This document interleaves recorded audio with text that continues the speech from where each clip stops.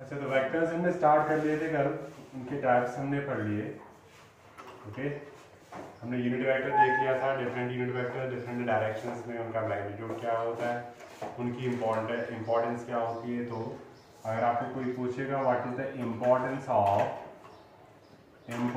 Of a unit vector, वो क्या है, वो ये है कि ये देता है हमें direction of a given vector, direction of a given vector. किसी भी गिवन वेक्टर की डायरेक्शन जो है वो हम दिखाते हैं वेक्टर्स के टर्म में, हम दिखाते हैं वो किससे, एक यूनिट वेक्टर से। ऑलराइट, और डिफरेंट एक्सिस के साथ कौन से यूनिट वेक्टर अटैच है इनडायरेक्टली, कि डिफरेंट एक्सिस के जो वेक्टर डायरेक्शन है वो i cap for x axis, j cap for y axis and k cap for j axis के लिए हम यूज करते हैं। ओके, तो इसी के साथ हमारे पास एक जो है एक छोटा सा टॉपिक है जिसको हम बोलते हैं क्या, रेजोल्यूशन ऑफ अ वेक्टर। तो वेक्टर्स में आज हम बात करेंगे क्या, रेजोल्यूशन ऑफ अ वेक्टर।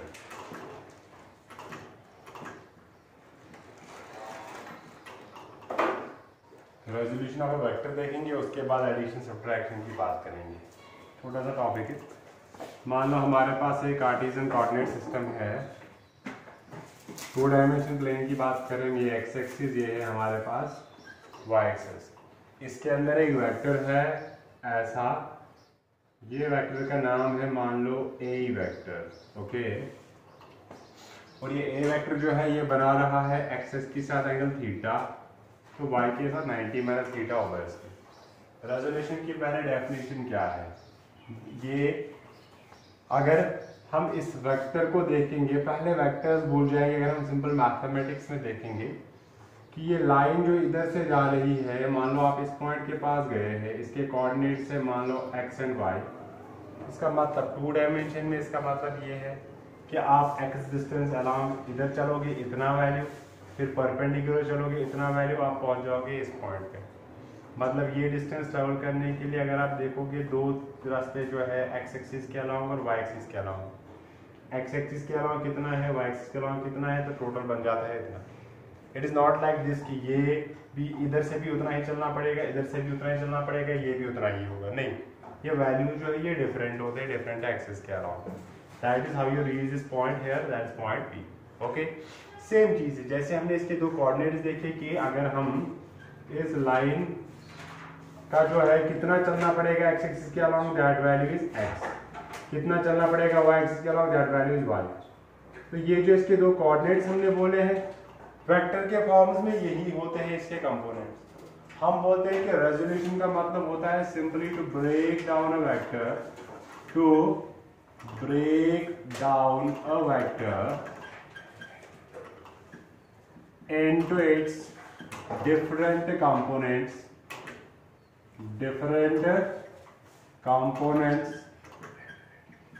हम यहाँ पे बात कर रहे हैं रेक्टेंगुलर, खाली अलग भी हो सकते हैं इसके, हम फिलहाल करेंगे रेक्टेंगुलर।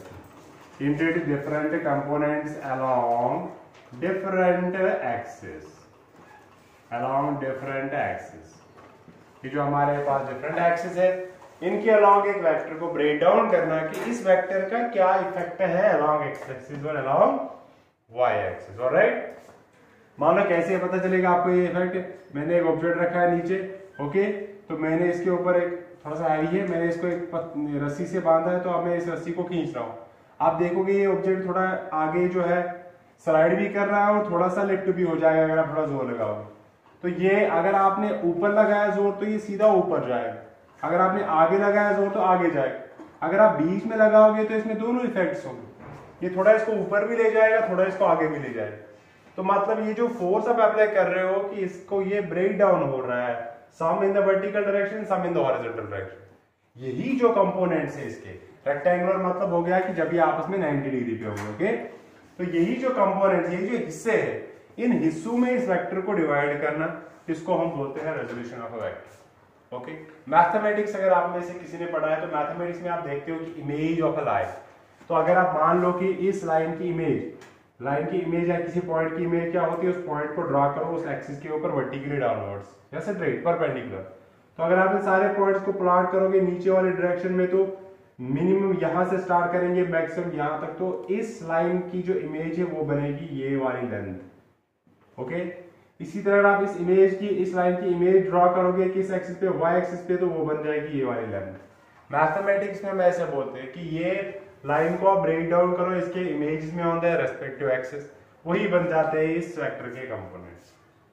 ओके, तो मतलब क्या है, इस वेक्टर ए का कंपोनेंट अलोंग एक्स एक्सिस कितना होगा, इतना, और इस वेक्टर ए का कंपोनेंट अलोंग वाई एक्सिस कितना होगा, इतना।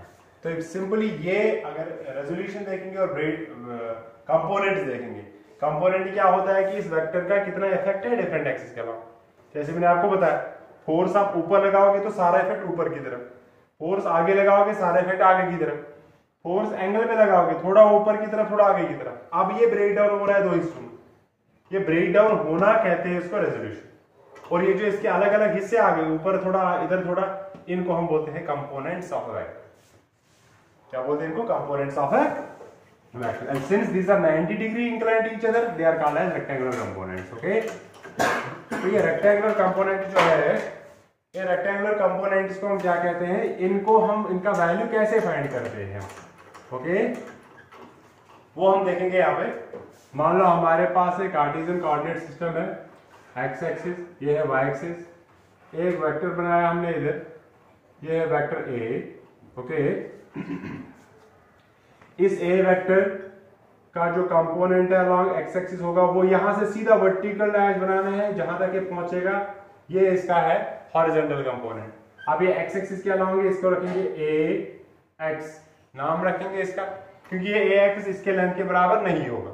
ये तभी बराबर होगा जब ये पूरा वेक्टर एक्स एक्सिस के ऊपर ही लाई कर रहा है। ओके, तो ए एक्स है, एक्स एक्सिस के अलावा अगर इसको वेक्टर फॉर्म में लिखना है तो आप लिख सकते हो इसको ए एक्स आई कैप। ओके, इसी तरह अगर आप इसका वाई कंपोनेंट देखोगे तो क्या होगा, ये वाई कंपोनेंट इसका बनेगा वाई एक्सिस के अलावा इसको हम लिखेंगे ए वाई, और अगर आप इसको वेक्टर के फॉर्म में लिखना चाहते हो तो जे कैप। ओके, तो ये मान लो ये है हमारे पास थीटा। ओके, तो अगर ये ए वाई है तो ये भी ए वाई है, अगर ये एक्स है तो ये एक्स है। तो अगर आप फाइंड करोगे इस ट्रायंगल में, लेट्स से ये है O, this A, this is B, तो इन ट्रायंगल ओ बी ए, जो राइट एंगल ट्रायंगल है, इसमें अगर आप साइन थीटा का वैल्यू फाइंड करोगे वो आएगा परपेंडिकुलर अपॉन हाइपोटेन्यूज। परपेंडिकुलर है किसके बराबर, A B upon O A. Length wise देखेंगे तो ये ए बी किसके बराबर है, ए वाई कंपोनेंट के बराबर, ये आ गया ए वाई। और ये जो ओ ए है ये है ए वेक्टर के मैग्नीट्यूड के लेंथ के बराबर है, मैग्नीट्यूड के बराबर। तो विच इंप्लाइज कि ये जो ए वाई है ये आ गया किसके बराबर, ए साइन थीटा। ओके, इसी तरह अगर आप देखोगे इसी ट्रायंगल में cos थीटा का value base upon hypotenuse, that is O B upon O A. O B किसके बराबर है, that is the horizontal component A X, O A is the length of the vector, that's A.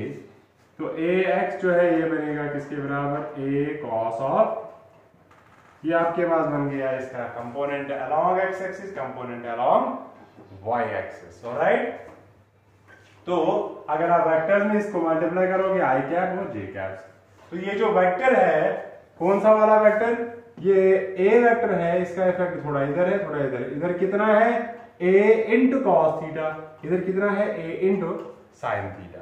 Alright, this way you can find this is the component of A, इसको लिख के रखेंगे यहाँ पे, component of vector a along y axis या vertical axis बोले इसको, and this is क्या है, ये component of vector a along x axis, यहां बोलो इसको horizontal axis. Remember cos theta उसी कंपोनेंट के साथ आता है जिसके साथ एंगल बना रहा है।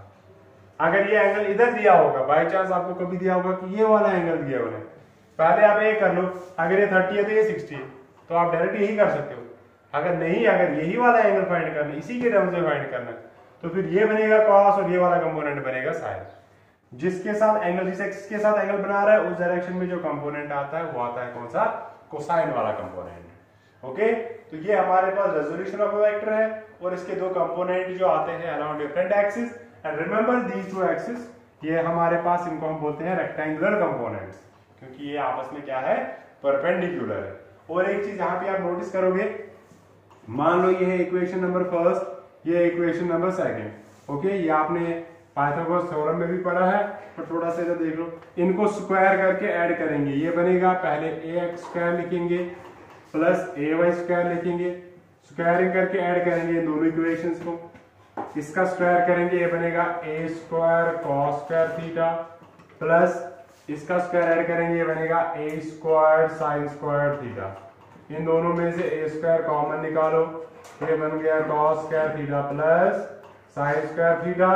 तो a स्क्वायर, ये वैल्यू आपको पता है ये किसके बराबर होती है, 1 के बराबर। ओके, तो ये a स्क्वायर जो है ये आएगा, या a का वैल्यू आएगा किसके बराबर, under root of ax square plus ay square. ये आप डायरेक्ट पाइथागोरस थ्योरम से भी फाइंड कर सकते थे। राइट एंगल ट्रायंगल है, हाइपोटेन्यूज, परपेंडिकुलर एंड बेस, ये आ गया। ठीक है कि नहीं? तो मतलब क्या है इसका, कि अगर आपको एक वेक्टर के कंपोनेंट्स दी है, आप उस वेक्टर का फाइनल मैग्नीट्यूड फाइंड कर सकते हो। ओके, और अगर आप उसका मैग्नीट्यूड फाइंड कर सकते हो, आप बता सकते हो कि वो किस एंगल पे इंक्लाइन है। तो that is resolution of a vector.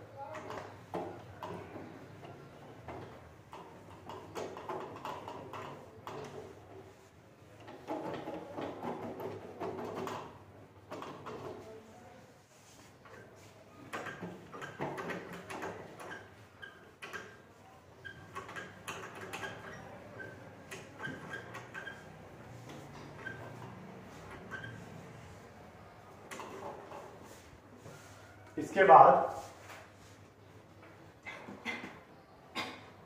Polygon law of vector addition.